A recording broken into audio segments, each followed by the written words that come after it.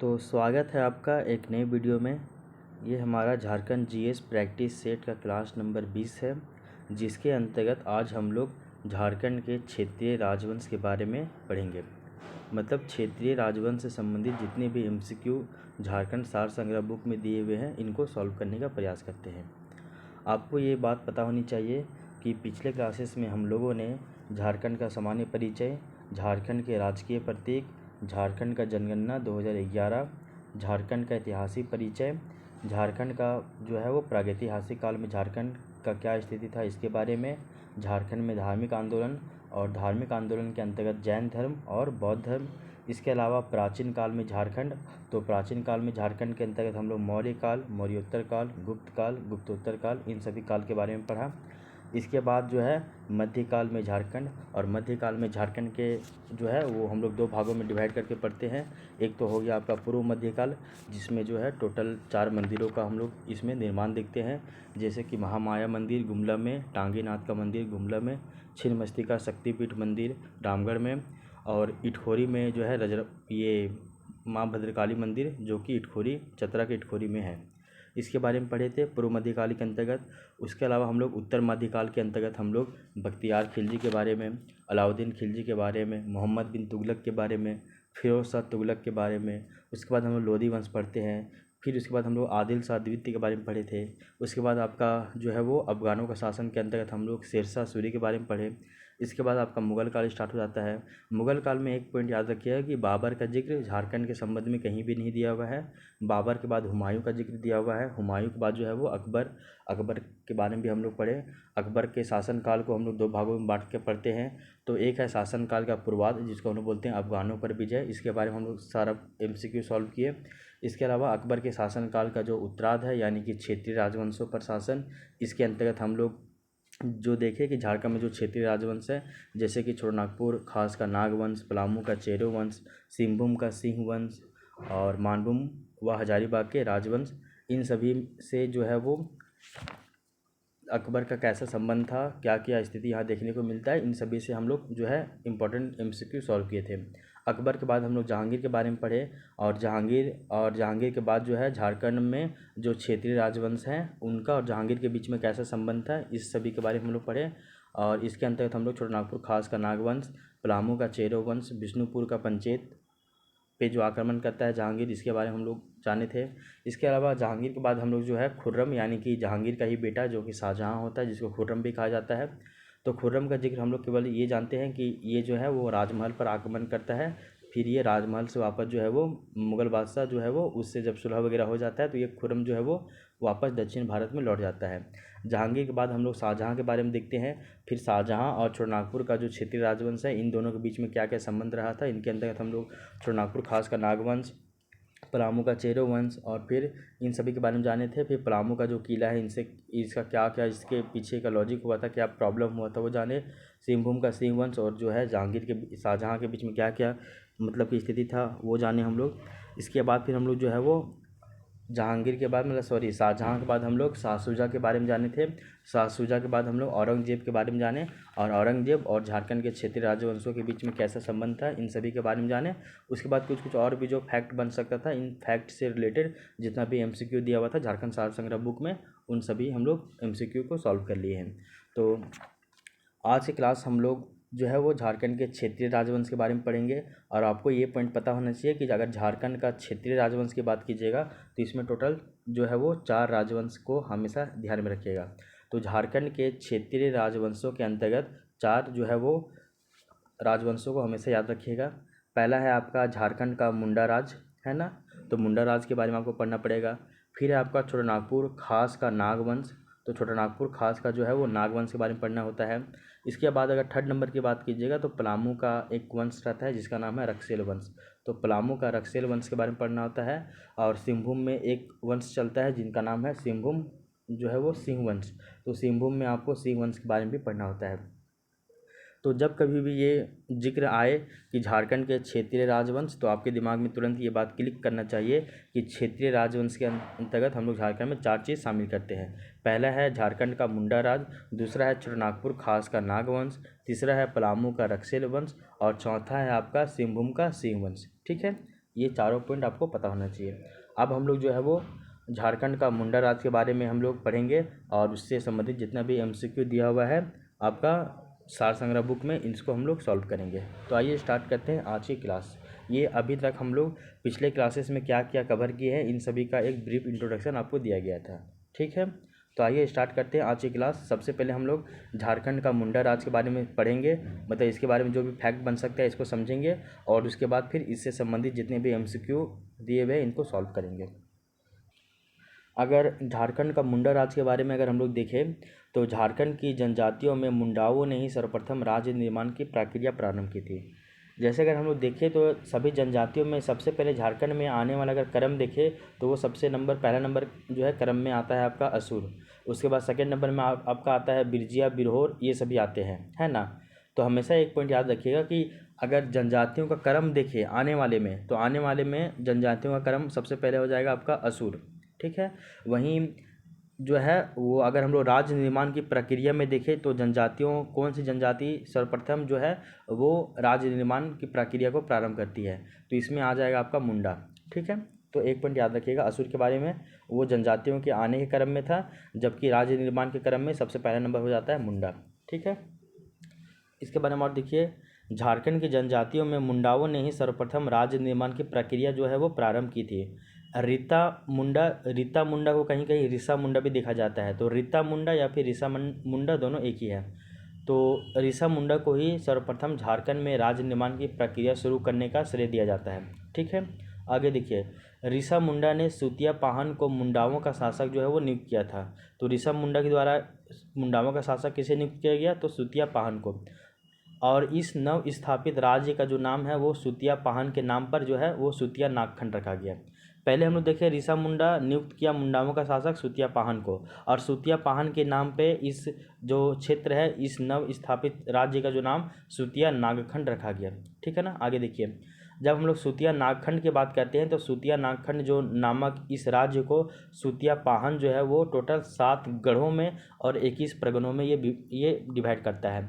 7 गढ़ों और 21 परगना में ये जो है वो विभक्त या फिर विभाजित करता है। इसको ये चीज़ समझिए सिंपल, जैसे अभी झारखंड को वर्तमान में 5 प्रमंडल में और 24 जिलों में डिवाइड किया गया है, ठीक इसी तरह सुतिया पाहन जो है वो झारखंड यानी कि सुतिया नागखंड को 7 गढ़ों में और 21 परगना में ये डिवाइड किया था। अगर हम लोग देखें तो पहले तो आपका 7 गढ़ आता है। अगर 7 गढ़ का नाम देखें तो वो आपका जैसे कि लोहागढ़, इसको वर्तमान में लोहरदगा कहते हैं। एक आता है आपका पालूनगढ़ को पलामू कहते हैं। हजारीबाग था एक, हजारीबाग को अभी भी हजारीबाग कहते हैं। एक आपका सिंहभूम था, सिंहभूम को सिंहभूम ही कहते हैं। एक आपका मानगढ़ था और मानगढ़ को जो है वो मानभूम कहा जाता है अभी वर्तमान में। एक था आपका सुरगुमगढ़ और सुरगुमगढ़ को सुरगुजा कहा जाता है। इसके अलावा एक जो 7वां नंबर जो आपका गढ़ था वो था आपका केसलगढ़, जिसको केसलगढ़ वर्तमान में भी कहा जाता है। आगे देखिए, अगर हम लोग 7 गढ़ यानी कि प्रमंडलों की बात करें उस अनुसार से हम लोग एग्जाम्पल के माध्यम से समझ रहे हैं कि जैसे अभी झारखंड में 5 प्रमंडल और 24 जिले हैं, तो उसी तरह पहले जो है वो सुतिया नागखंड जो है उसका पहले 7 गढ़ और 21 परगना होता था। तो 7 गढ़ हम लोग देख लिए, लोहागढ़, पालूनगढ़, हजारीबाग, सिंहगढ़, मानगढ़ और सुरगुमगढ़ और केसलगढ़। इसके अलावा अगर हम लोग 21 परगना की बात आए तो 21 परगना एक तरह से समझिए कि 21 जिला था। तो इसको हम लोग एक बार केवल जिक्र कर देते, नाम सुन लीजिए। जैसे आपका आता है ओमडंडा, सुरगुजा, गिरगा, बिरना, बेलसिंह, खरसिंह, कोरिया, दोईसा, जसपुर, बिरुआ, सोनपुर, तमाड़, उदयपुर, पोरहाट, खुकरा, गंगपुर, लचरा, बेलखादर, लोहारडी, बोनाई, फिर आपका चंग लकर। तो चंग लकर ये भी था आपका। इसके अलावा एक पॉइंट और भी याद रखिएगा कि यह राज्य अधिक दिनों तक अस्थायी नहीं रह सका तथा इस राज्य का जो अंतिम राजा की बात करें तो वो आपका मदरा मुंडा था, ठीक है ना। तो अगर हम लोग मुंडा राज की बात करेंगे तो मुंडा राज्य में इसका स्थापना करने का श्रेय रिसा मुंडा को दिया जाता है। रिसा मुंडा सुतिया पाहन को मुंडाओं का शासक नियुक्त करता है और सुतिया पाहन के नाम पे ही इस नव स्थापित राज्य का नाम सुतिया नागखंड रखता है, मतलब पड़ता है। और सुतिया नागखंड जो है इसको 7 गढ़ में और 21 परगना में डिवाइड किया जाता है। और फिर देखिएगा कि मुंडा राज का अगर अंतिम राजा की बात कीजिए तो आपका मदरा मुंडा हो जाता है। तो अब हम लोग इससे संबंधित जो क्वेश्चन है इसको हम लोग सॉल्व करते हैं। पहला नंबर क्वेश्चन है कि किस जनजाति के लोगों के द्वारा सबसे पहले झारखंड राज्य निर्माण की प्रक्रिया शुरू की गई थी? तो हम लोग जानते हैं मुंडा। क्वेश्चन नंबर 2 देखिए, मुंडा जनजाति का वह कौन सा व्यक्ति था जिसने सबसे पहले झारखंड राज्य निर्माण की प्रक्रिया जो है वो शुरू की थी? तो आप देखिएगा कहीं कहीं रीता मुंडा भी मिलता है, कहीं कहीं ऋषा मुंडा भी मिलता है। क्वेश्चन नंबर 3 देखिए, निम्न में से किस व्यक्ति को ऋषा मुंडा या फिर रीता मुंडा के द्वारा मुंडाओं का शासक चुना गया था? तो हम लोग जानते हैं वो सुतिया पाहन था।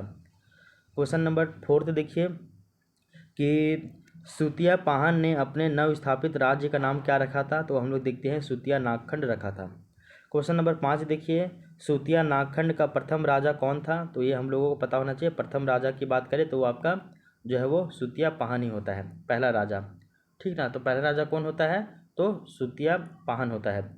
सुतिया नागखंड का अगर हम लोग अंतिम राजा की बात करें तो अंतिम राजा आपका जो है वो आपका मदरा मुंडा होता है, ठीक ना। और गया मुंडा जो है वो मदरा मुंडा का ही भाई है, ये आप याद रखिएगा। तो ये जो आपका मुंडा राज है, मुंडा राज से संबंधित ये टोटल 6 क्वेश्चन बनते हैं। इस क्वेश्चन को आप जो है वो ध्यान में रखिएगा हमेशा, ठीक है। अभी बताया गया था क्षेत्रीय राजवंश में 4 राजवंश होते हैं, झारखंड का मुंडा राज, फिर छोटानागपुर खास का नागवंश, पलामू का रक्सेल वंश और सिंहभूम का सिंह वंश। तो जो मुंडा राज वाला है वो हम लोग टॉपिक कंप्लीट कर लिए हैं। अब हम लोग छोटानागपुर खास का नागवंश के बारे में पढ़ते हैं, ठीक है ना। तो छोटानागपुर खास का जो नागवंश है, इसके अंतर्गत हम लोग किन किन राजाओं के बारे में पढ़ते हैं, एक बार उनका नाम सुन लीजिए केवल आप। सबसे पहले हम लोग पढ़ते हैं फनी मुकुट राय के बारे में इसमें। उसके बाद आपका भीमकर्ण के बारे में पढ़ते हैं। उसके बाद जो है शिवदास कर्ण के बारे में पढ़ते हैं। उसके बाद प्रताप कर्ण के बारे में हम लोग पढ़ते हैं। फिर प्रताप कर्ण के बाद जो है वो हम लोग नेक्स्ट राजा की बात करें तो वो आपका है छत्रकर्ण। तो छत्रकर्ण के बारे में भी हम लोग पढ़ते हैं। उसके बाद जो है आपका रामनाथ शाह, इसके बारे में पढ़ते हैं। और फिर रामनाथ शाह के बाद हम लोग यदुनाथ शाह के बारे में पढ़ते हैं। यदुनाथ के बाद हम लोग शिवनाथ के बारे में पढ़ते हैं। उसके बाद उदयनाथ के बारे में पढ़ते हैं। फिर आपका श्याम सुंदर शाह, इसके बारे में हम लोग पढ़ते हैं, ठीक है ना। तो इतना इन सभी राजाओं के बारे में हम लोग इसमें डिटेल से पढ़ेंगे, ठीक है। तो अब हम लोग इसको क्वेश्चन के माध्यम से जो है छोटानागपुर खास का नागवंश के बारे में हम लोग पढ़ते हैं। तो एक पॉइंट आता है 7वां नंबर क्वेश्चन, आपको ये पता होना चाहिए कि अगर हम लोग 7वां नंबर क्वेश्चन की बात करें तो नागवंशी राज्य की स्थापना जो है वो कब की गई थी? तो हम लोगों को पता होना चाहिए कि जो आपका नागवंशी राज्य है इसकी जो स्थापना है वो कब किया गया था। ऑप्शन दिया हुआ है, प्रथम शताब्दी में, दूसरी शताब्दी में, तीसरी शताब्दी में या फिर चौथी शताब्दी में। तो इसका जो सही उत्तर हो जाएगा ऑप्शन नंबर ए, ये सही हो जाएगा। तो प्रथम शताब्दी में नागवंशी राज जो है इसका स्थापना होता है। तो हम लोग जानते हैं कि मुंडा राज के बाद जो है वो झारखंड में नागवंश का जो है वो स्थापना होता है। और जब अंतिम राजा मदरा मुंडा जो है वो अन्य नेताओं की सर्वसम्मति से 64 ईस्वी में ही फनी मुकुट राय को राजा चुना गया। और जो फनी मुकुट राय के द्वारा जो है झारखंड में नागवंशी राज्य की स्थापना की गई थी। और जब नागवंशी राज्य की स्थापना हुआ था तो उस समय इसका जो राजधानी हुआ करता था वो सुतियाम्बी, ये इसका पहला राजधानी था, ठीक है ना। तो प्रथम शताब्दी और डेट याद रखिएगा 64 ईस्वी। प्रथम शताब्दी की बात की जा रही है, मतलब एडी की बात की जा रही है, एडी की बात की जा रही है, ठीक है ना। एडी का तो 64 एडी में यानी कि प्रथम शताब्दी में फनी मुकुट राय को नागवंशी राजा का जो है नागवंशी राजा के रूप में जो है वो मदरा मुंडा और जो अन्य नेताओं हैं इन लोग सब सर्वसम्मति से इसको चुनता है। उसके बाद सुतियाम्बे को अपना राजधानी बनाता है। क्वेश्चन यहाँ पूछा जा रहा है कि नागवंशी राज्य की स्थापना किसने की? तो अभी बताया गया था फनी मुकुट राय के द्वारा 64 ईस्वी में इसको राजा बनाया गया था। क्वेश्चन नंबर अब जो देखिए क्वेश्चन नंबर 9 कि मतलब प्रथम नागवंशी राजा कौन था? तो हम लोग जानते हैं प्रथम नागवंशी राजा आपका प्रथम जो है वो फनी मुकुट राय ही है। क्वेश्चन नंबर 10 देखिए कि नागवंशी शासक फनी मुकुट राय की राजधानी कहाँ थी? तो हम लोग जानते हैं पहली राजधानी सुतियाम्बे ही बनती है, ठीक है ना। आगे देखिए क्वेश्चन नंबर 11 देखिए, जे रीड के अनुसार नागवंशी राज्य की स्थापना कब की गई? तो जैसे हम लोग देखते हैं कि अंतिम जो मुंडा राजा था मदरा मुंडा और अन्य जो नेता है इन लोग सभी आपस में सर्वसम्मति के साथ जो है वो 64 ईस्वी में यानी कि प्रथम शताब्दी में फनी मुकुट राय को राजा बनाते हैं और नागवंशी राज्य स्टार्ट हो जाता है। वहीं एक और राइटर है जिनका नाम है जे रीड। तो अगर जे रीड की अगर बात करें तो जे रीड के अनुसार 10वीं सदी में नागवंशी राज्य की जो है वो स्थापना की गई है।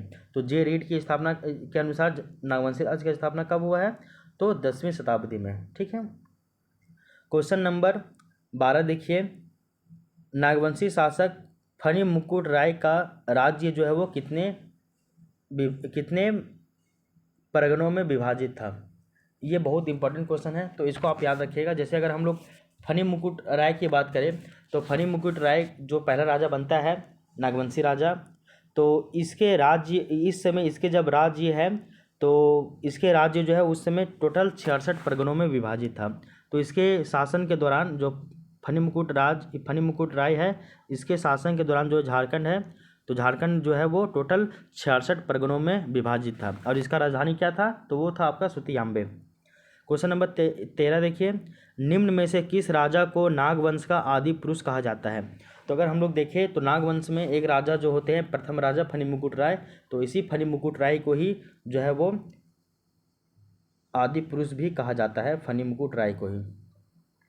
इसके बाद देखिए क्वेश्चन नंबर 14 देखिए कि फनी मुकुट राय का विवाह निम्न में से किस राजघराने की जो है राजकुमारी से होता है? तो हम लोग जानते हैं कि जो आपका फनी मुकुट राय है, इसका विवाह जो है वो पंचेत राज्य जो कि नागवंशी राज्य के ही पूर्व में ही स्थित था, तो फनी मुकुट राय का विवाह पंचेत राज्य के राजघराने में हुआ था। तो किस राजघराने से हुआ था? तो आपका ऑप्शन नंबर डी सही हो जाएगा, यानी कि पंचेत राज्य के राजघराने में हुआ था। और ये जो पंचेत राज्य है ये नागवंशी राज्य के ठीक पूर्व में ही स्थित था। आगे देखिए, यहाँ क्वेश्चन नंबर 15 पूछा जा रहा है कि पंचेत राज्य स्थित था, तो कहाँ पे स्थित था? तो ये नागवंशी राज्य के जस्ट पूर्व में ही ये स्थित था। ठीक ना। तो क्वेश्चन नंबर 15 का ऑप्शन ए जो है वो सही हो जाएगा। अब देखते हैं हम लोग क्वेश्चन नंबर 16 की बात करते हैं कि फनी मुकुट राय ने पंचेत राज्य की सहायता से किस राज्य को पराजित करने में जो है वो सफलता प्राप्त की थी? तो अभी आपको बताया गया था पंचेत जो है पंचेत राज्य के राजघराने में उसका शादी हुआ था। कहने का अर्थ है पंचेत उसका एक तरह से ससुराल हो गया। ठीक ना। तो ये आपको पता होना चाहिए। तो फिर हम लोग ये देखते हैं यहाँ पे क्वेश्चन पूछा जा रहा है कि जो है आपका फनी मुकुट राय वो पंचेत राज्य की सहायता से जो है वो किस राज्य को पराजित करने में सफलता ये पाता है? तो आपको ये पता होना चाहिए कि फनी मुकुट राय जो है वो पंचेत के राजा की मदद से, यानी कि अपने ससुर के मदद से कयुंझर राज्य जो कि नागवंशी राज्य के ठीक दक्षिण में स्थित था। तो हम लोग देखते हैं ना कयुंझर, हम लोग जब उड़ीसा की बात करते हैं, झारखंड के जस्ट दक्षिण में उड़ीसा है, तो कयुंझर जो राज्य हो जाएगा वो आपका नागवंशी राज्य के जस्ट दक्षिण में स्थित था। उसको वो जीत जाता है किसके मदद से? तो अपने ससुर यानी कि पंचेत के राजा के मदद से। तो क्वेश्चन नंबर 16 का सही उत्तर हो जाएगा option number A.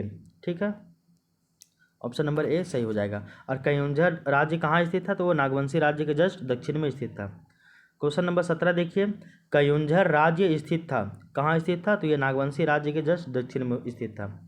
Question number 18 देखिए, निम्न में से कौन नागवंशी शासक फनी मुकुट राय का दीवान था? तो अगर हम लोग देखें तो एक पॉइंट याद रखिएगा कि हम लोग जानते हैं कि फनी मुकुट राय के समय जो उसका राज्य था वो 66 परगना में विभाजित था। फनी मुकुट राय जो है वो उसका राजधानी जो सुतियाम्बे था, तो फनी मुकुट राय ने अपनी राजधानी को किसको बनाया था? सुतियाम्बे को बनाया था। और सुतियाम्बे में ही जो है वो एक सूर्य मंदिर का भी निर्माण कराता है। ठीक ना। आगे देखिए, जो फनी मुकुट राय है वो अपने राज्य में गैर आदिवासियों को भी आश्रय दिया था। यानी फनी मुकुट राय जो है वो आदिवासियों को तो आश्रय दे ही रहा था, लेकिन गैर आदिवासी लोग जो है उन लोगों को भी वो आश्रय दे रहा था। और आश्रय पाने वाले गैर आदिवासियों में एक व्यक्ति है जिनका नाम है भगराव श्रीवास्तव। तो भगराव श्रीवास्तव को जो फनी मुकुट राय है वो अपना दीवान बनाता है। तो इसका जो ऑप्शन नंबर सी जो है वो सही हो जाएगा कि जो आपका भगराव श्रीवास्तव है ये एक गैर आदिवासी था। और इसको फनी मुकुट राय जो है वो गैर आदिवासी होने के बाद भी इसको अपना जो है अपने राज्य में जो है उसको अपना दीवान बनाता है।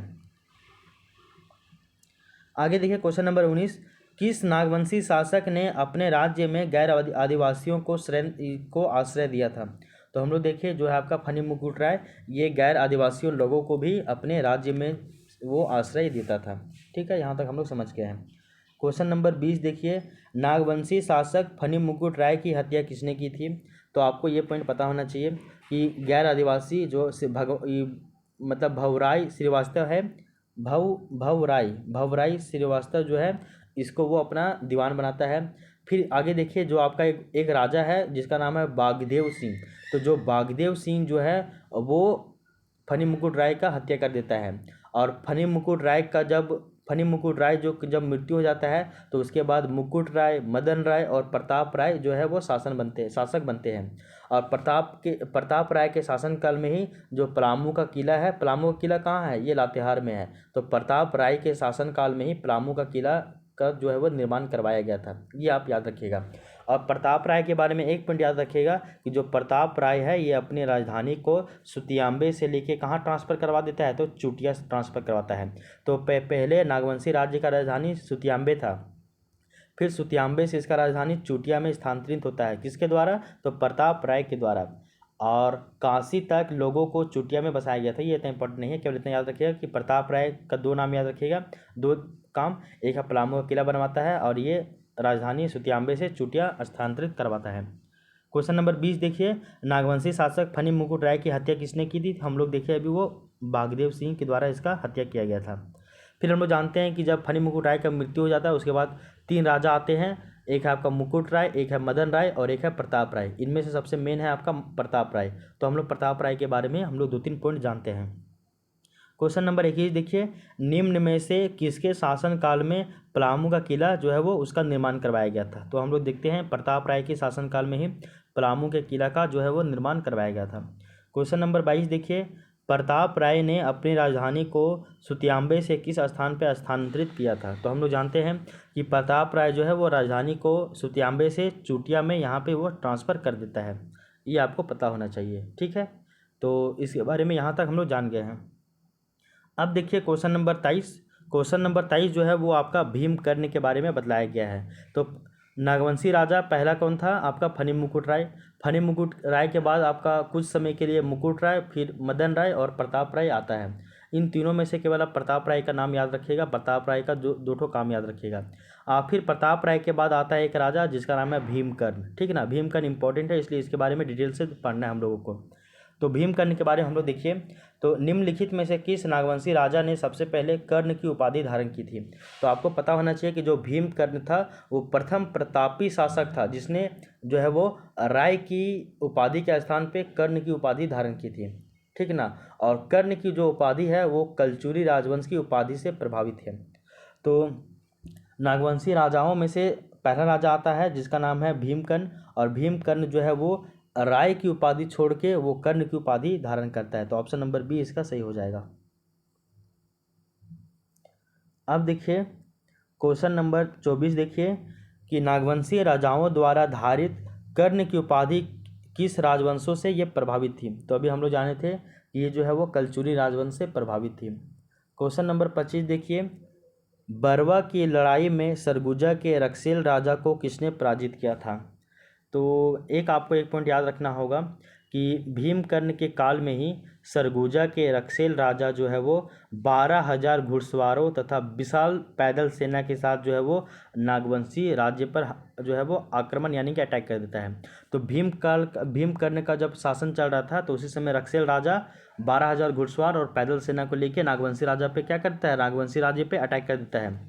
और इस अटैक को ही हम लोग जो है वो बरवा की लड़ाई के नाम से जाने जाते हैं। तो ये किस लड़ाई के नाम से जाना जाता है, तो बरवा की लड़ाई। और जो है भीमकर्ण जो है वो सरगुजा के हय वंशी रक्सेल राजा को बरवा की लड़ाई में हरा देता है। तो भीमकर्ण जो है वो सरगुजा के जो रक्सेल राजा है जिनका नाम है हय वंशी, तो इसको वो हरा देता है बरवा की लड़ाई में। और इस विजय के बाद जो है भीमकर्ण जो है वो रक्सेलों को खूब ज़्यादा लूटता है और बरवा तथा पलामू के टोरी यानी कि वर्तमान क्षेत्र लातेहार जिला में स्थित यहाँ पे जो है वो कब्जा कर लेता है, ठीक है। और इस लड़ाई में जो है भीमकर्ण को वासुदेव की एक मूर्ति प्राप्त होती है। तो बरवा की लड़ाई में ही भीमकर्ण को वासुदेव की एक मूर्ति प्राप्त होती है। अब बरवा की लड़ाई जो है वो भीमकर्ण और आपका सरगुजा के रक्सेल राजा हय वंशी इसके बीच में लड़ाई होता है। और इसमें हय वंशी रक्सेल राजा जो है वो हार जाता है और भीमकर्ण जीत जाता है। और भीमकर्ण जीतने के बाद बहुत ज़्यादा ये लूटपाट करता है और बरवा पलामू सभी को ये अपने कब्जा में ले लेता है। और इस लड़ाई में ही भीमकर्ण को जो है वो वासुदेव की एक मूर्ति भी प्राप्त होती है। ये भी एक पॉइंट याद रखिएगा। इसके अलावा एक पॉइंट और भी याद रखिएगा कि इस लड़ाई में विजय के बाद जो नागवंशियों का जो राज्य गढ़वाल राज्य था उसका जो सीमा और भी ज़्यादा फैल जाता है, ठीक है ना। और ये सब आपको पता होना चाहिए। जैसे हम लोग बात करते हैं ना कि ये गढ़वाल वाला आप इम्पोर्टेंट नहीं, उतना आप स्किप कर दीजिए इसको, तो केवल बरवा की लड़ाई वाला पॉइंट याद रखिएगा। क्वेश्चन नंबर 25 देखिए, बरवा की लड़ाई में सरगुजा के रक्षेल राजा को किसने पराजित किया था? तो हम लोग जानते हैं कि सरगुजा के रक्षेल राजा जिसका नाम है हे हई वंशी, रक्षेल राजा इसका नाम है हे हई वंशी, तो हे हई वंशी को हराया था भीमकर्ण, ठीक है। आगे देखिए क्वेश्चन नंबर यहाँ पूछा जा रहा है 26 कि बरवा की लड़ाई में विजय के उपरांत भीमकर्ण ने बरवा के साथ साथ पलामू के किस क्षेत्र पर अधिकार कर लिया था? तो अभी आपको बताया गया था जो भीमकर्ण है इस लड़ाई के बाद जो क्या करता है, तो इस लड़ाई के बाद जो है वो इस विजय के बाद जो है वो रक्षेलों को लूटता है। बरवा तथा पलामू के टोरी क्षेत्र जो कि वर्तमान में लातेहार जिला में है, इन सभी पे वो कब्जा कर लेता है। तो वो पलामू के किस क्षेत्र? टोरी क्षेत्र जो कि अभी लातेहार में आता है, इसको भी वो जीत लेता है। क्वेश्चन नंबर 27 देखिए, निम्नलिखित में से किस नागवंशी राजा ने भीम सागर का निर्माण कराया था? तो आपको ये पता होना चाहिए कि भीमकर्ण ने ही भीम सागर का निर्माण जो है वो करवाया था। तो इसका ऑप्शन नंबर 20 सही हो जाएगा। एक पॉइंट और भी याद रखिएगा। 28 नंबर क्वेश्चन देखिए, बरवा की लड़ाई में भीमकर्ण को निम्नलिखित में से किस देवी या फिर देवता की एक मूर्ति प्राप्त हुई थी? तो अभी आपको बताया गया था कि बरवा की लड़ाई जब जीता था तो उसको वासुदेव की एक मूर्ति जो है वो मिली थी। क्वेश्चन नंबर 29 देखिए, निम्नलिखित में से किस नागवंशी शासक ने खुकरा को अपनी राजधानी बनाया? तो हम लोग राजधानियों के अगर क्रम में देखें तो सबसे पहले फनी मुकुट राय राजधानी सुतियाम्बे, उसके बाद प्रताप राय राजधानी चूटिया, ठीक है ना, यहाँ तक आपको पता होना चाहिए। इसके बाद नागवंशी राज्य की जो राजधानी है चूटिया बंगाल पर आक्रमण करने वाले तुर्क आक्रमणकारियों के मार्ग के अत्यंत निकट था, अतः नागवंशी राज्य पर मुस्लिम आक्रमण से बचने के लिए जो भीमकर्ण है वो 1122 ईस्वी में अपनी राजधानी को चूटिया से खुकरा स्थानांतरित कर देता है। तो फनी मुकुट राय के समय सुतियाम्बे राजधानी, प्रताप राय के समय राजधानी चूटिया और भीमकर्ण के समय राजधानी खुकरा स्थानांतरित हो जाती है। तो एक जो क्वेश्चन यहाँ था क्वेश्चन नंबर आपका 29 कि निम्नलिखित में से किस नागवंशी शासक ने खुकरा को अपनी राजधानी बनाया, तो वो आपका भीमकर्ण है। और भीमकर्ण जो है वो राजधानी चूटिया से खुकरा क्यों स्थानांतरित किया यानी क्यों ट्रांसफ़र किया? तो इसके पीछे कारण ये है कि बंगाल पर आक्रमण करने वाले जो तुर्क आक्रमणकारी थे, तो तुर्क आक्रमणकारियों के मार्ग में जो था वो चूटिया राजधानी आता था। तो ऐसे में जो नागवंशी राज्य पर मुस्लिम आक्रमण कहीं हो ना जाए तो इससे बचने के लिए ही वो चूटिया से राजधानी खुकरा में स्थानांतरित कर देता है, ठीक है ना। आगे देखिए क्वेश्चन नंबर 30, निम्न में से किसके आक्रमण से बचने हेतु भीमकर्ण ने अपनी राजधानी को चूटिया से खुकरा स्थानांतरित कर दिया? तो हम लोग देखिए ये आपका मुस्लिम आक्रमण से बचने के लिए तो बंगाल पर आक्रमण किए थे तुर्क आक्रमणकारी, तो इसी के मार्ग में ही आपका आता था चूटिया जो है राजधानी, इसी कारण इसको जो है वो स्थानांतरित कर दिया खुकरा में, ठीक है ना। आगे देखिए क्वेश्चन नंबर 31 यहाँ पूछा जा रहा है और क्वेश्चन नंबर 31 के बारे में आप एक पॉइंट याद रखिएगा कि इनमें से कौन सा नागवंशी राजा जो है वो लोधी वंश के समकालीन था? तो हम लोग जानते हैं कि सल्तनत काल में जब हम लोग देखते हैं सल्तनत काल चलता है दिल्ली में, तो दिल्ली के सल्तनत काल की बात करते हैं तो कई सारा वंश आता है सल्तनत काल के अंतर्गत। जैसे कि पहला आता है गुलाम वंश जिसको मामलुक वंश कहते हैं, जिसमें इल्तुतमिश और बलबन जैसे जो है राजा आते हैं। गुलाम वंश के बाद आता है आपका सैयद वंश के बाद आता है आपका लोधी वंश, ठीक है ना, ये सभी वंश आता है आपका। तो लोधी वंश जब चल रहा था तो उसी के समकालीन में जब नागवंशी राजाओं की बात की जाए तो उसमें नागवंशी राजा में प्रतापकर्ण आता है, छत्रकर्ण आता है और विराटकर्ण, ये सभी तीनों आते हैं। तो प्रतापकर्ण, छत्रकर्ण और विराटकर्ण यानी कि उपरोक्त सभी जो है वो नागवंशी राजा लोधी वंश के समकालीन ये थे, ठीक है ना। इस वाले पॉइंट को याद रखिएगा। अच्छा एक पॉइंट आपका ये पूछा जा रहा है एक पॉइंट याद रखिएगा कि भीम कर्ण के बाद जो है राजा बनता है शिवदास कर्ण, और शिवदास कर्ण के बाद राजा बनता है प्रताप कर्ण। तो शिवदास कर्ण के बारे में ज़्यादा कुछ नहीं दिया हुआ है, केवल इसका एक दिया हुआ नाम कि शिवदास कर्ण ने जो हापा मुनि मंदिर जो कि घाघरा गुमला में है, वहाँ पे सियानाथ देव के हाथों 1401 ईस्वी में भगवान विष्णु की प्रतिमा स्थापित की थी। तो शिवदास कर्ण के बारे में एक ही पॉइंट याद रखिएगा कि जो आपका हापा मुनि मंदिर है गुमला में, यहाँ पे सियानाथ देव एक व्यक्ति है, इसके हाथों से वहाँ पे भगवान विष्णु की प्रतिमा स्थापित करवाया था। ये केवल शिवदास कर्ण के बारे में याद रखिएगा। बाकी बात प्रताप कर्ण के बारे में हम लोग फिर इसके बाद नेक्स्ट पढ़ते हैं। नेक्स्ट राजा जो है आपका प्रताप कर्ण ही आता है। क्वेश्चन नंबर 32 देखिए, नागवंशी शासक प्रताप कर्ण के समय राज्य किसके जो है वो विद्रोह से त्रस्त था। तो हम लोग जानते हैं कि जब प्रताप कर्ण का जो टाइम पीरियड चल रहा था, तो प्रताप कर्ण के समय नागवंशी राज्य जो है वो घटवार राजाओं के विद्रोह से एकदम त्राही त्राही एकदम त्रस्त था। तो किस राजाओं के विद्रोह से? तो जो आपका घटवार राजा है ना, तो घटवार राजाओं के विद्रोह से ही त्रस्त था। तो जो घटवार राजा लोग हैं, ये लोग बहुत ज़्यादा विद्रोह कर दे रहे थे। आगे देखिए क्वेश्चन नंबर 33 देखिए, इनमें से कहाँ के राजा ने खुकरागढ़ की घेराबंदी करके प्रताप कर्ण को किले में जो है वो बंदी बना लेता है। तो एक समय एक इसमें देखा जाता है, इसमें बताया जाता है कि तमाड़ के जो राजा रहते हैं, तो तमाड़ के राजा ने नागवंशी राज्य की राजधानी जो है खुकरागढ़, तो खुकरागढ़ की जो है वो घेराबंदी करके प्रताप राय को किले में बंदी बना लेते हैं।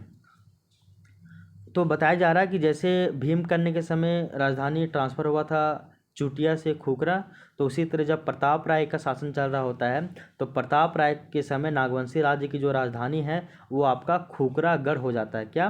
तो खुकरागढ़ हो जाता है। और जब प्रताप राय का काल चल रहा होता है, तो उसी समय तमाड़ का जो राजा है वो नागवंशी राज्य का जो राजधानी खुकरागढ़ है, तो खुकरागढ़ का जो है वो घेराबंदी कर लेता है और प्रताप राय को किले में जो है वो बंदी बना लेता है। तो क्वेश्चन नंबर 33, इनमें से कहाँ के राजा खुकरागढ़ की जो है वो घेराबंदी करके प्रताप कर्ण को किले में बंदी बना लेता है? तो वो आपका जो है वो तमाड़ के राजा के द्वारा।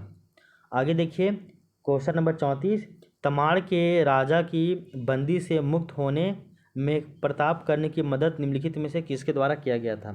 तो आपको ये पता होना चाहिए, प्रताप कर्ण को इस बंदी से मुक्ति पाने के लिए खैरागढ़ के खरवार राजा जो कि बागदेव थे, तो खैरागढ़ के खरवार राजा बागदेव की सहायता लेनी पड़ती है। ठीक है ना।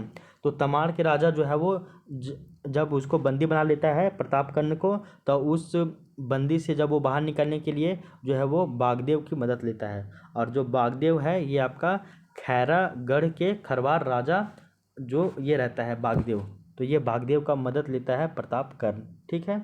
अब हम लोग देखते हैं क्वेश्चन नंबर 35। तो 35 नंबर क्वेश्चन में बोला जा रहा है कि खरवार राजा ने प्रताप राय को मुक्त कराने के दौरान तमाड़ के राजा को पराजित किया और इसके परिणाम स्वरूप बागदेव को कौन सा क्षेत्र जो है वो पुरस्कार के रूप में मिला था। तो अभी जैसे आपको बताया गया था कि तमाड़ के राजा जो है वो प्रताप कर्ण को बंदी बना लेता है, फिर प्रताप कर्ण जो है इस बंदी से मुक्ति के लिए जो है वो खरवार राजा मतलब बागदेव की सहायता लेता है। उसके बाद हम लोग ये जानते हैं कि बागदेव जो है वो तमाड़ के राजा को हरा देता है और जिसके परिणाम स्वरूप में ही इसे कर्णपुरा का क्षेत्र जो है वो प्राइज में यानी कि पुरस्कार में दिया जाता है। तो ये जो आपका कर्णपुरा वाला क्षेत्र है, इस कर्णपुरा वाले क्षेत्र को जो है इसको पुरस्कार में दिया जाता है। ठीक ना। किसको हराने पे? तो तमाड़ के राजा को हराने के उपरांत। आगे देखिए नेक्स्ट हम लोग बात करते हैं। तो एक पॉइंट बताया जाता है, जैसे हम लोग अभी देखिए कि हम लोग देखे प्रताप कर्ण, अभी तक हम लोग नागवंश में हम लोग पहले देखे फनी मुकुट राय, उसके बाद देखे भीमकर्ण, उसके बाद देखे फनी मुकुट राय के बाद में आता है मुकुट राय मदन राय। इन दोनों के बारे में नहीं पढ़ना है। नेक्स्ट आता है प्रताप राय, इनके बारे में 2 पॉइंट याद रखना है। उसके बाद नेक्स्ट आते हैं आपके भीमकर्ण के बाद में आता है आपका शिवदास कर्ण के बारे में एक ही पॉइंट याद रखना है कि ये हापा मुनि मंदिर में सियानाथ देव के हाथों ये भगवान विष्णु की ये मूर्ति स्थापित करवाती है या करवाया जाता है इसके द्वारा। शिवदास कर्ण के बाद जो है वो आपका प्रताप कर्ण के बारे में हम लोग पढ़ना है 2-3 पॉइंट। और प्रताप कर्ण के बाद नेक्स्ट जो राजा है वो आपका है छत्रकर्ण। ठीक है ना। आगे देखिए क्वेश्चन नंबर 36 देखिए, नागवंशी राजा छत्रकर्ण के शासन काल में कोराम्बे में किस भगवान की मूर्ति स्थापित की गई? तो अगर हम लोग देखते हैं, अगर छत्रकर्ण के बारे में बात करते हैं तो छत्रकर्ण ये भी जो है वो लोधी वंश के समकालीन एक प्रतापी राजवंश था, या प्रतापी मतलब राजा था। तो जब हम लोग लोधी वंश की बात करते हैं तो लोधी वंश के समकालीन जो है वो आपका प्रतापकर्ण, छत्रकर्ण और विराटकर्ण, ये तीनों आते हैं, ठीक है ना। तो छत्रकर्ण भी आपका लोधी वंश के ही समकालीन था। छत्रकर्ण के बारे में एक याद रखिएगा कि छत्रकर्ण के काल में ही विष्णु की जो मूर्ति है वो आपका कोराम्बे में स्थापित की गई थी, ठीक ना।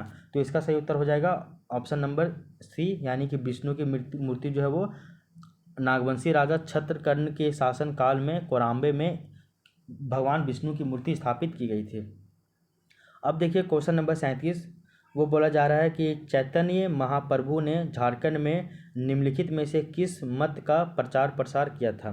तो हम सभी को पता है कि जब छत्रकर्ण के द्वारा भगवान विष्णु की जो मूर्ति कोराम्बे में स्थापित की गई, तो इस मूर्ति से ही प्रभावित होकर बंगाल के प्रख्यात वैष्णव संत जिनका नाम है चैतन्य महाप्रभु, तो ये चैतन्य महाप्रभु जो है वो मथुरा जाते हैं, और मथुरा जाते समय 16वीं सदी के आरंभ में ही पंचपरगना क्षेत्र में आकर रुकते हैं। तो मथुरा जाते समय जो चैतन्य महाप्रभु है वो 16वीं सदी के आरंभ में ही पंचपरगना क्षेत्र में आकर रुकते हैं, और इन्होंने चैतन्य चरितामृत में झारखंड के भौगोलिक आकार का भी वर्णन किया है, ये भी याद रखिएगा।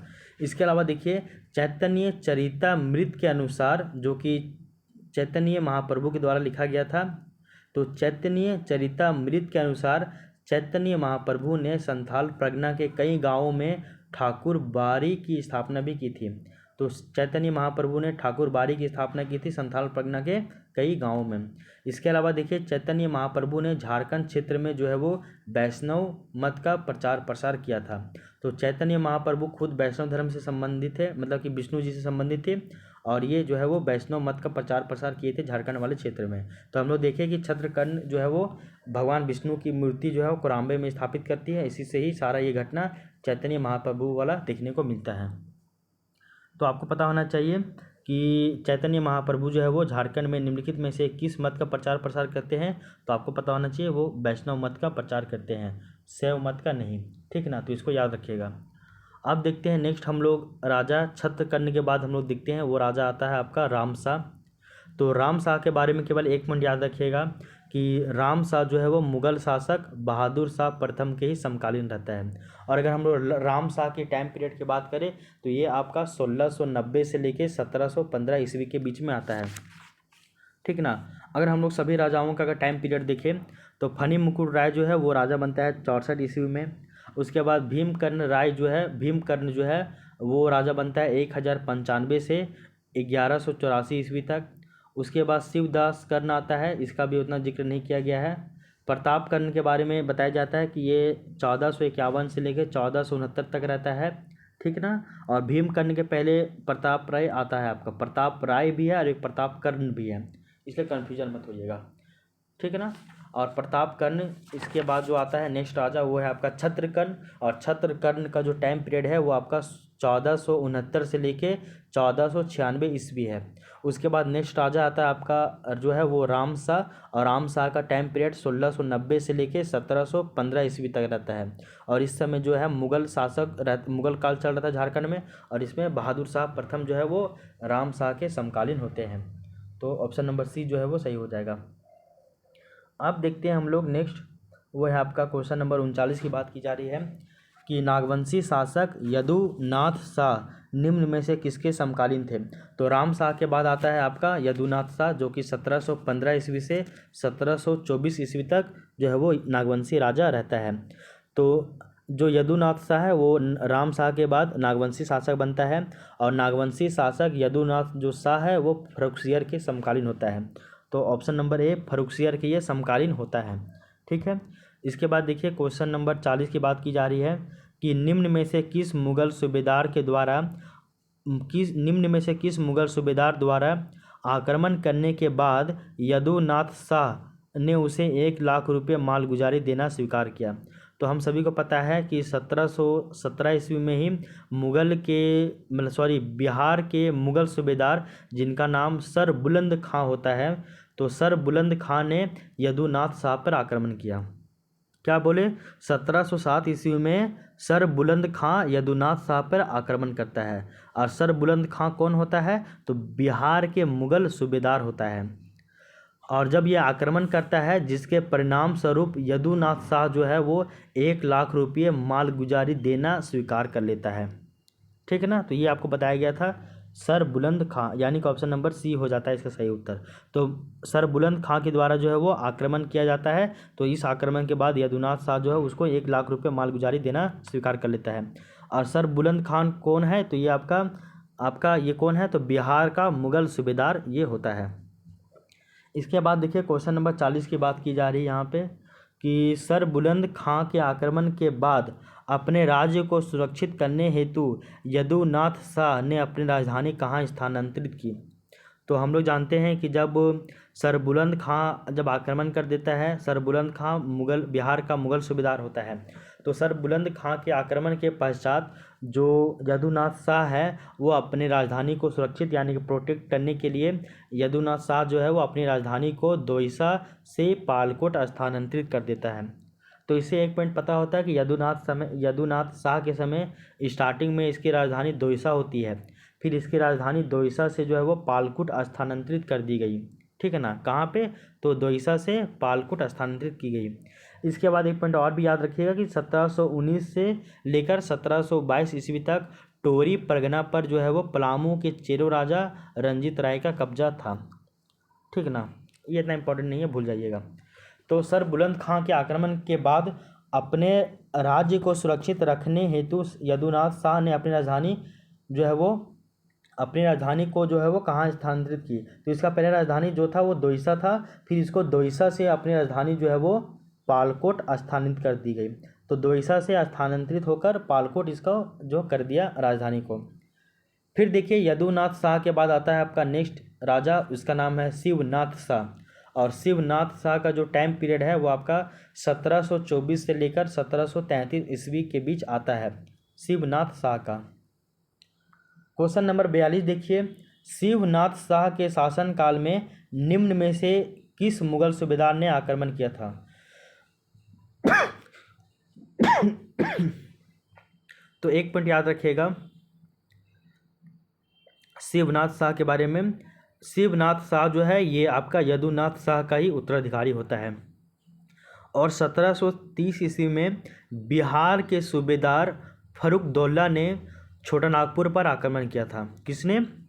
तो बिहार के सूबेदार फर्रुखदौला ने छोटा नागपुर पर आक्रमण किया था। और इस समय यहाँ शिवनाथ का शासन चल रहा था।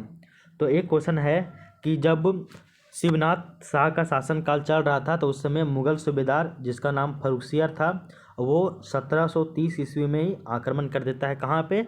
तो छोटा नागपुर वाले क्षेत्र में। ठीक है। अब देखिए क्वेश्चन नंबर 43 की बात करते हैं। फर्रुखदौला के आक्रमण के पश्चात शिवनाथ शाह ने कितने रुपये मालगुजारी देना स्वीकार किया? तो ये हम सभी को पता होना चाहिए कि इस आक्रमण यानी कि जो बिहार का सूबेदार फर्रुखदौला है वो छोटा नागपुर पर जब आक्रमण करता है तो इस आक्रमण के परिणाम स्वरूप जो शिवनाथ शाह है वो फर्रुखदौला को 12,000 रुपये मालगुजारी देना स्वीकार कर लेता है। तो कितना? तो ऑप्शन नंबर डी 12,000 रुपये मालगुजारी देना एक्सेप्ट यानी कि स्वीकार कर लेता है। अब देखिए क्वेश्चन नंबर 44 की बात की जा रही है। आपको पता होना चाहिए कि यदुनाथ शाह का उत्तराधिकारी शिवनाथ शाह और शिवनाथ शाह का जो उत्तराधिकारी था वो आपका उदयनाथ शाह था। ठीक है। तो क्वेश्चन नंबर 44 देखिए, निम्न में से कौन सा नागवंशी शासक शिवनाथ शाह का उत्तराधिकारी था? तो अभी आपको बताया गया था कि यदुनाथ शाह का उत्तराधिकारी शिवनाथ और शिवनाथ शाह का उत्तराधिकारी जो है वो उदयनाथ था, यानी कि ऑप्शन नंबर ए सही हो जाएगा। श्याम सुंदर शाह जो है वो उदयनाथ शाह के बाद राजा बनता है। ठीक है, ये भी पॉइंट याद रखिए। क्वेश्चन नंबर 45 देखिए, नागवंशी शासक उदयनाथ शाह निम्न में से किसके माध्यम से मुग़ल सूबेदार अलीवर्दी खां को मालगुजारी का भुगतान करता था? ठीक ना। तो आपको ये पॉइंट पता होना चाहिए कि टेकारी के जमींदार जिनका नाम सुंदर सिंह था, तो टेकारी के जमींदार सुंदर सिंह तथा रामगढ़ के शासक विष्णु सिंह से अलीवर्दी खां जो है वो वार्षिक मालगुजारी जो है वो वसूलता था। ये भी पॉइंट आपको पता होना चाहिए।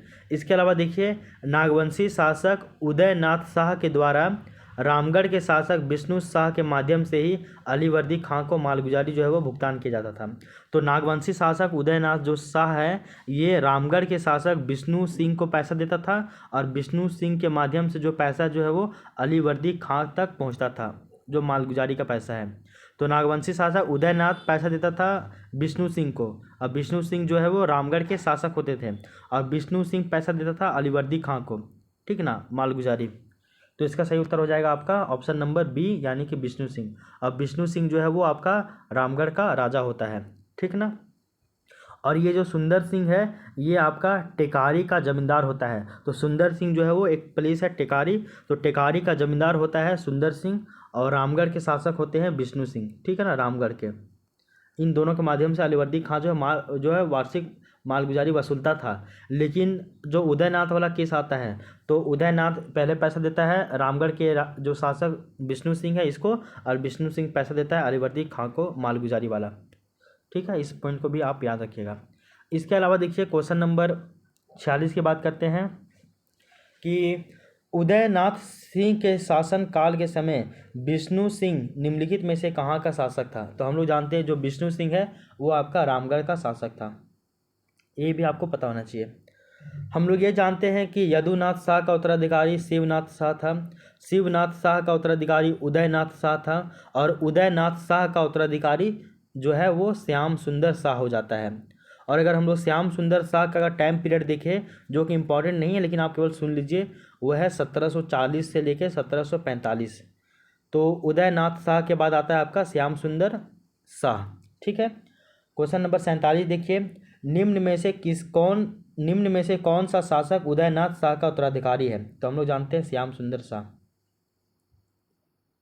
ठीक है। आगे देखिए, अगर इम्पोर्टेंट राजा की बात की जाए तो वो आपका लास्ट आता है श्याम सुंदर तक ही। तो पहला नंबर आपका फनी मुकुट राय, दूसरा नंबर फनी मुकुट राय के बाद आपका आता है मुकुट राय मदन राय, जो कि इम्पोर्टेंट नहीं है। इसके बाद आता है आपका सेकंड नंबर में याद रखिएगा प्रताप राय, थर्ड नंबर में भीमकर्ण, चौथा नंबर में शिवदास कर्ण, पांचवा नंबर में प्रताप कर्ण, छठा नंबर में छत्रकर्ण, सातवां नंबर में राम शाह, आठवां नंबर में यदुनाथ शाह, नौवां नंबर में शिवनाथ शाह, 10वां नंबर में उदयनाथ शाह, और 11वां नंबर में श्याम सुंदर शाह। तो अगर आप ये 11 राजा का नाम जब याद कर लीजिएगा ना, तो आपका जो है छोटानागपुर खास का जो नागवंश है, ये सारा कॉन्सेप्ट आपका क्लियर हो जाएगा, ठीक है। बस इतना ही बोलेंगे। आगे देखिए, क्वेश्चन नंबर 48 कि श्याम सुंदर शाह के शासन के दौरान मराठा योद्धा भास्कर राव पंडित ने झारखंड के रास्ते कहाँ पे आक्रमण किया था। तो हम सभी को ये पॉइंट पता होना चाहिए कि श्याम सुंदर शाह के शासनकाल में बंगाल पर आक्रमण करने वाले जो मराठा होते हैं, तो मराठों ने झारखंड में भी कई बार आक्रमण किया था, या फिर कई बार जो है वो आक्रमण का जो है वो प्रयास किया था। तो श्याम सुंदर के शासनकाल में बंगाल पे बहुत ज़्यादा आक्रमण हो रहा था मराठों का। तो बंगाल पे आक्रमण जो मराठा कर रहे थे, तो बंगाल के साथ साथ वो कई बार झारखंड के ऊपर भी आक्रमण करने का प्रयास करते हैं, ठीक है ना। तो ये भी याद रखिएगा। और इसी में एक पॉइंट और भी याद रखिएगा कि 1742 ईस्वी में भास्कर राव पंडित ने झारखंड से होकर बंगाल पर आक्रमण किया। तो 1742 ईस्वी में भास्कर राव पंडित जो है ये झारखंड से होकर बंगाल पर आक्रमण कर देता है, परंतु बंगाल के जो तत्कालीन सूबेदार अलीवर्दी खां जो है वो इसको खदेड़ देता है, ठीक है ना। तो ये वाला भी पॉइंट आपको पता होना चाहिए। तो क्वेश्चन नंबर 48 की श्याम सुंदर के शासन काल के दौरान मराठा योद्धा जो भास्कर राव है उसने झारखंड के रास्ते कहाँ पे आक्रमण किया था। तो वो बंगाल पे आक्रमण किया था। हम लोग जानते हैं कि जो मराठा लोग हैं वो बंगाल पे आक्रमण कर रहे थे, और कई बार जो वो लोग झारखंड पे भी प्रयास कर रहे थे आक्रमण का। तो झारखंड का बहुत ज़्यादा वो प्रयोग किया करते हैं। और इसी समय हम लोग ये जानते हैं कि 1742 ईस्वी में, कब, तो 1742 ईस्वी में जो है वो भास्कर राव पंडित जो है एक मराठा होता है, तो भास्कर राव पंडित जो कि मराठा है वो झारखंड के रास्ते होकर ही जो है वो बंगाल पे आक्रमण कर देता है। और बंगाल में उस समय मुगल सूबेदार जो है वो अलीवर्दी खां होता है, तो वो अलीवर्दी खां इसको सर भास्कर राव पंडित को खदेड़ देता है, यानी कि भगा देता है। इस वाले पॉइंट को आप याद रखिएगा। अब देखिए क्वेश्चन नंबर 49 की बात करते हैं।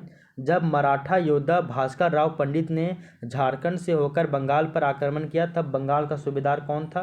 तो हम सभी लोग जानते हैं कि वो आपका ऑप्शन नंबर डी अलीवर्दी खां था। क्वेश्चन नंबर 50 देखिए, भास्कर राव पंडित ने किस वर्ष झारखंड के रास्ते से होकर बंगाल पर आक्रमण किया था? तो अभी बताया गया था ना 1742 ईस्वी में। ठीक है। अब देखिए क्वेश्चन नंबर 43 की बात की जा रही है, ये भी इम्पोर्टेंट है कि रघु जी भोसले ने किस वर्ष बंगाल पर आक्रमण किया जिसकी शिकायत अलीवर्दी खां ने मराठा पेशवा बालाजी राव से किया था? तो आपको एक पॉइंट याद रखना चाहिए कि 1743 ईस्वी में जो मराठा रघु जी भोसले है वो बंगाल पर आक्रमण करता है। तो अभी जैसे बताया गया था ना कि मराठा लोग जो है वो बहुत बार, जब श्याम सुंदर का शासनकाल चल रहा था तो इसी समय जो मराठा लोग जो है वो कई बार बंगाल पर आक्रमण करते हैं, और इस आक्रमण में उन लोग कई बार जो है वो झारखंड का उन लोग यूज करते हैं, झारखंड के रास्ते होकर ही। 1742 में हम लोग देखे थे कि जो आपका ये है क्या बोलते हैं भास्कर राव पंडित, ये बंगाल पर आक्रमण कर देता है अलीवर्दी के जो है काल में। उसके बाद 1743 में ठीक एक साल के बाद तुरंत मराठा रघु जी भोसले ये फिर आक्रमण कर देता है बंगाल पे। तो इस बात का जब आक्रमण करता है तो इसका शिकायत करता है अलीवर्दी खां, जो कि आपका अलीवर्दी खां जो है वो आपका बंगाल में जो है वो बंगाल का सूबेदार होता है अलीवर्दी खां। तो इस बात का जो है वो शिकायत करता है अलीवर्दी खां, किससे करता है? तो मराठा के पेशवा बालाजी से ये शिकायत कर देता है। इस पॉइंट को भी याद रखिएगा। इसके बाद देखिए इस शिकायत पर जो पेशवा बालाजी राव है वो राजमहल के वामना गांव होते हुए बंगाल पहुंचता है, और जिसकी खबर पाकर रघु जी भोसले के द्वारा जो है वो मानभूम धनबाद होकर वो वापस अपने राज्य में लौट जाता है। तो एक पॉइंट पता होना चाहिए कि 1743 ईस्वी में ठीक एक साल के बाद जब हम लोग भास्कर राव पंडित हमला करता है बंगाल पे 1742 में, और 1743 में मराठा रघु जी भोसले ये फिर आपका आक्रमण करता है, मराठा रघु जी भोसले बंगाल पे। और इसका जो शिकायत है वो अलीवर्दी खां जो है वो किससे करता है? तो आपका जो है वो मराठा पेशवा बालाजी राव से करता है। और बालाजी राव जो है वो राजमहल के वामना गांव होते हुए बंगाल पहुंचता है, और ये खबर जब सुनता है रघु जी भोसले तो वो वापस जो है वो धनबाद यानी कि मानभूम के रास्ते होते हुए वो अपने राज्य में वापस लौट जाता है। ये भी आपको पता होना चाहिए। इसके अलावा एक पॉइंट और भी याद रखिएगा कि क्वेश्चन नंबर 52 की देखिए, तो पेशवा बालाजी राव निम्न में से झारखंड के किस स्थान से होकर बंगाल गए थे? तो अभी आपको बताया गया था ये जो है वो झारखंड के राजमहल के वामना गांव होते हुए ये बंगाल पहुंचे थे। तो राजमहल के कौन से गांव? तो वामना गांव होते हुए ये बंगाल पहुंचे थे। कौन? तो मराठा पेशवा जो है वो बालाजी राव। इसके अलावा देखिए क्वेश्चन नंबर 53 की बात करते हैं।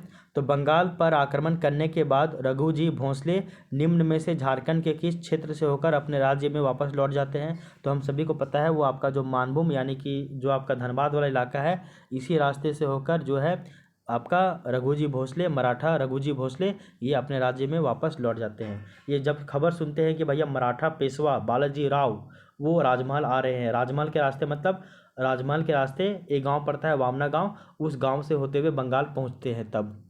ठीक है ना।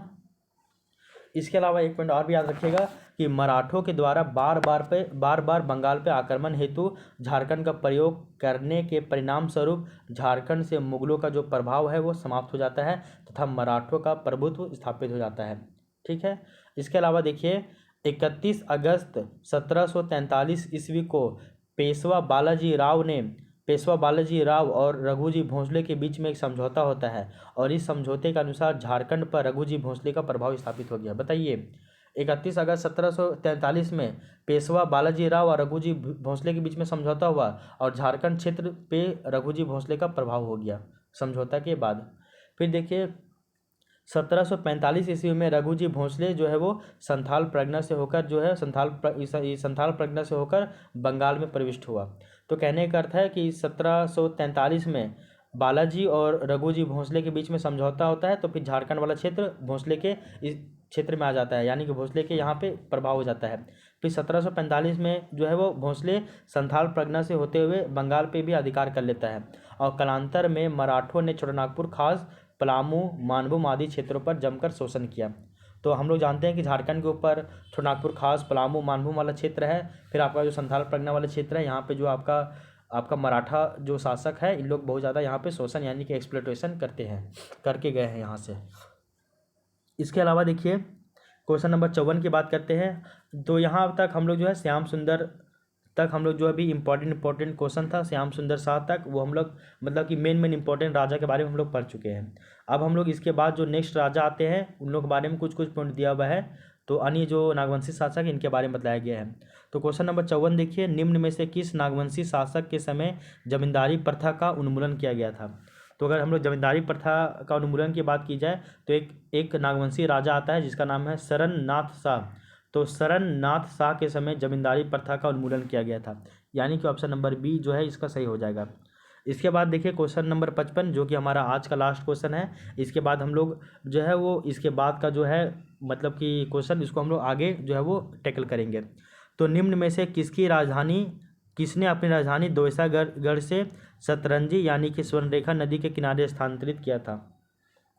तो इसके बारे में आपको एक पॉइंट पता होना चाहिए इसके बारे में कि हम लोग जानते हैं ना कि अगर हम लोग देखें कि नागवंशों की प्रथम जो राजधानी थी वो तो आपका ये था सुतियाम्बे के बाद आपका राजधानी जो है चुटिया जाता है। चुटिया के बाद जो है वो आपका और भी आपका आगे बढ़ते जाता है। तो पालकोट, कभी दोईसा, इस तरह नागवंशी राजाओं के समय जो राजधानी वो चेंज होती है।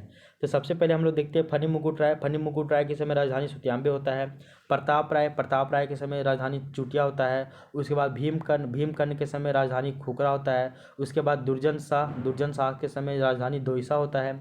उसके बाद यदुनाथ शाह के समय राजधानी पालकोट होता है। उसके बाद जगन्नाथ शाह के समय जो राजधानी है वो पालकोट भैरव होता है। उसके बाद उदयनाथ शाह के समय राजधानी जो है वो रातूगढ़ होता है।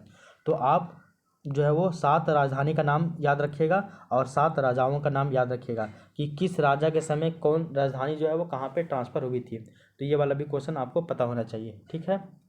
और ये जो हमारा 55 नंबर क्वेश्चन है, 55 नंबर क्वेश्चन के बारे में आप समझिएगा कि हम लोग जानते हैं कि सरननाथ शाह के समय जमींदारी प्रथा का जो है उन्मूलन होता है।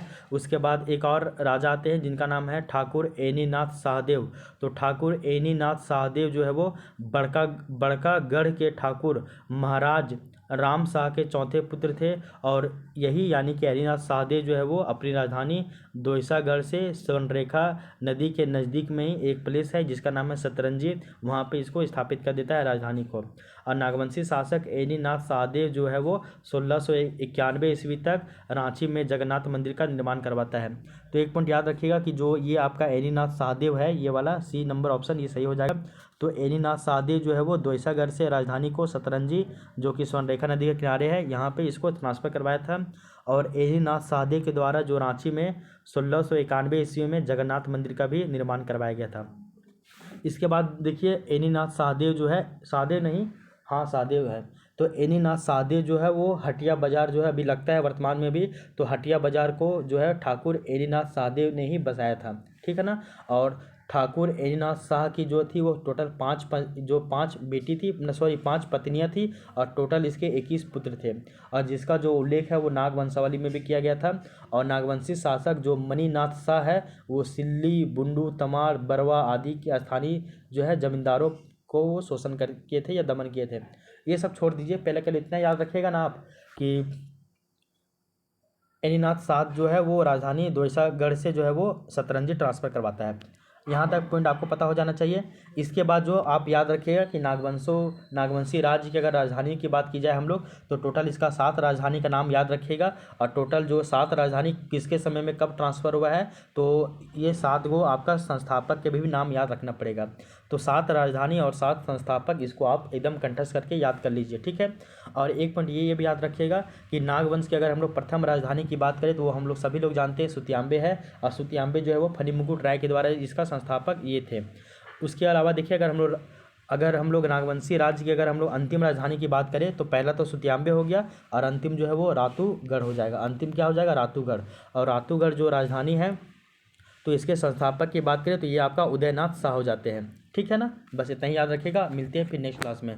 तो ये हमारा आज का क्लास रहा है। आज हम लोग जो है झारखंड के क्षेत्रीय राजवंश के अंतर्गत हम लोग 2 राजवंश पढ़े। पहला है झारखंड का मुंडा राज, इससे संबंधित सारा MCQ सॉल्व किए। और झारखंड छोटानागपुर खास का नागवंश, इससे संबंधित भी हम लोग लगभग MCQ सॉल्व किए हैं। तो 55 नंबर तक सारा MCQ हम लोग सॉल्व कर लिए हैं। इसके बाद का जो आपका नेक्स्ट का जो आपका क्वेश्चन है उसको हम लोग नेक्स्ट क्लास में पढ़ेंगे। तो तब तक के लिए thank you, take care, bye bye. मिलते हैं नेक्स्ट क्लास में।